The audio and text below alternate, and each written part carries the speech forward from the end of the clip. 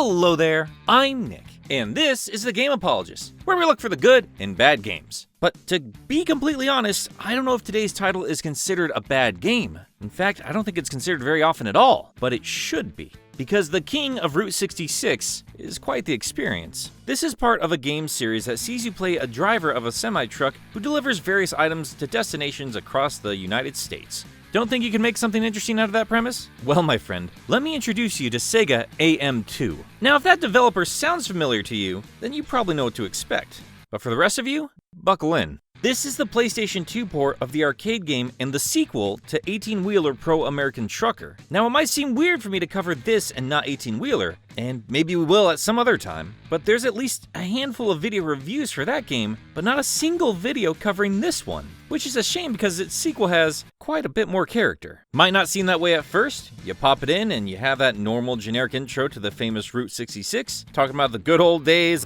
Time seemed to stand still on the great highway, for all was peaceful and quiet. Well, at least until they showed up.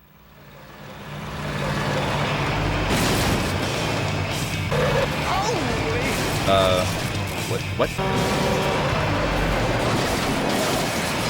What? This is noisy gun! Thank you, Texas Hawk. You're the real king of Route 66. So, yeah, the home version of this game actually has a pretty wide variety of options, but let's just ignore all that and play with this dude's arm for a little bit. We're gonna start things off with the main mode, the King of Route 66. So let's hop into the main game and pick our main character. Hi! Sega, you absolute maniacs. We can't even have a character wave without him looking like it's his first day on Earth. Hello, fellow human. I am human too. How about sports? Weather? Yeah,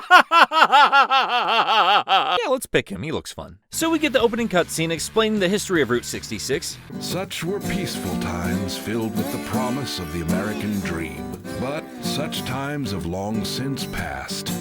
Those dreams were twisted by greed and desire, and the purity of Route 66 was tainted by the hands of a single company, Tornado.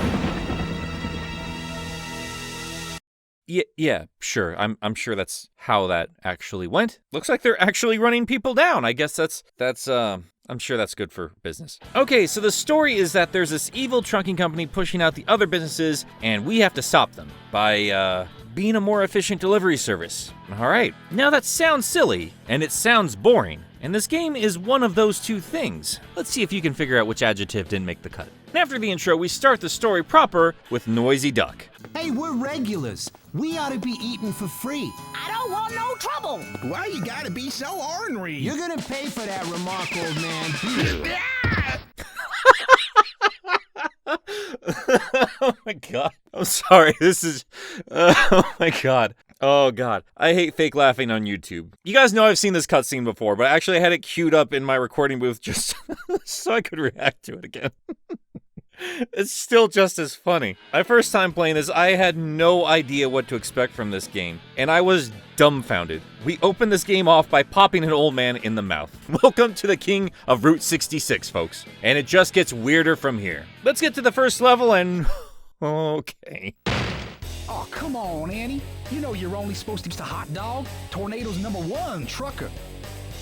You won't be getting any more jobs from me. This dude's name is Hot Dog. I'm not making a joke about it. He looks like he walked out of an episode of Attack on Titan. He can call himself whatever he damn well pleases. This game is crazy, and you need to drive crazy if you want to win. You'll be slamming through buildings, trying to make deliveries on time, and survive insane rivals. And while that sounds fun, this is actually where I came across my first real issue. The difficulty right out of the gate is just ridiculous. You are barely going to get across the finish line in time, or you'll have some psychopath in a semi beating you to the punch. Hey! I know you! Bonesaw is ready! There's a little more to this mode than just the races. You have a parking minigame which requires you to back up your truck and stop without damaging the cargo. And speaking of, the cargo you carry is just as crazy as anything else. You can carry dinosaur bones, statues, a Sega sign. Very subtle, guys. Where's this thing going? A Sega World in Missouri! That might be the most unbelievable portion of this game. We get back to the narrative to catch up with Noisy Duck. No! Why am I still laughing at this? What is wrong with me? Nothing goes right for this poor man. His only contribution to the story is getting punched in the mouth. And I know I should feel bad, but I see them hit that brittle face, and it brings me so much joy. Who's the next escaped convict we're up against?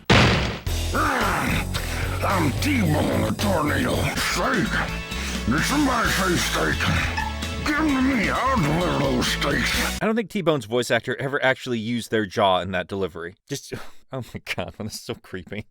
It sounds like he's chewing on his radio. Give them to me. I'll deliver those steaks. You could just keep those steaks, man. I'm not paid enough for this. It is Mad Max out here. No wonder the root is dead. Holy crap. I completely lost the point. This game is crazy. It's a Japanese developer making an arcade racing game based off a dead road in America. How beautiful is that? There's still more things to show you, but I'm not going to show you everything in the story mode. It's obviously self-aware, and all I'm really doing at this point is saying, look at this funny thing! Isn't it funny? The King mode will last a couple hours at the very most. And I did say you have to play crazy to be crazy, but I should clarify, it's a controlled crazy, which probably doesn't make any sense. But what I mean is you have to drive aggressive, slam through buildings, and ramp off signs. You know, all the things you'd normally see from semis off the interstate. But you have to have a very specific route planned out, because not everything is destructible, and if you get caught on something or goof up even in the slightest, well, you might as well restart the challenge because you are not winning that run. And even the times you are winning, or at least have a clear lead, magically your maniacal buddy will be right on your tail. This game has some serious rubber banding issues, and all these complaints I've seen before about its predecessor.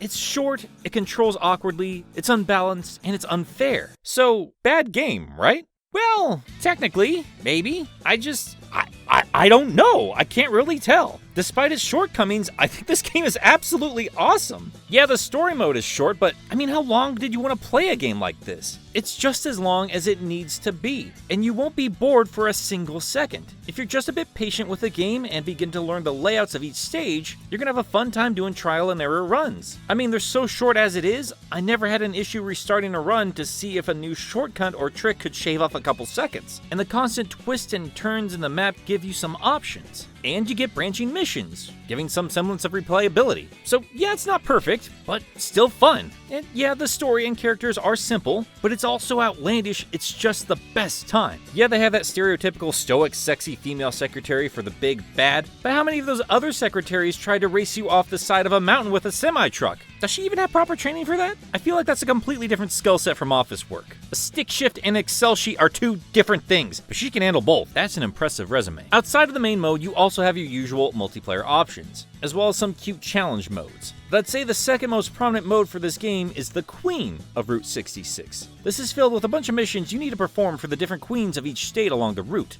And while they're all standard stuff, i.e. collecting a certain amount of things before the timer runs out, I thought this was a cute way to pad out the console version. And as a fan of the actual Route 66, I'm happy to have an excuse to explore these maps a little more thoroughly. You can upgrade your rig in this mode and, well, I mean, that's about it when it comes to gameplay, but they have all new cutscenes and trust me, they are worth your while. Ladies and gentlemen, let me introduce the ace among aces, the king of Illinois, Highway Cat.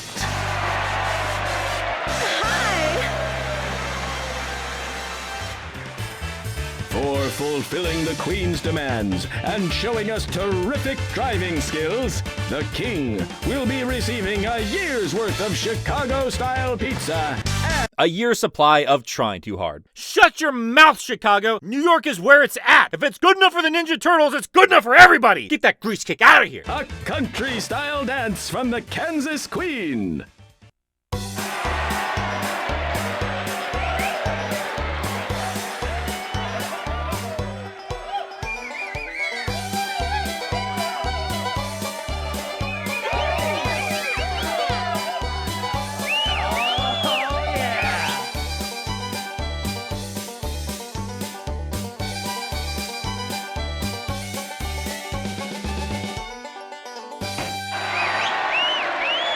So yeah, every time you beat a state, you get a new cutscene, and the queen of that respective state will make an idiot out of themselves and give you a table full of food that will not help your waistline, and also, did they give me a rock?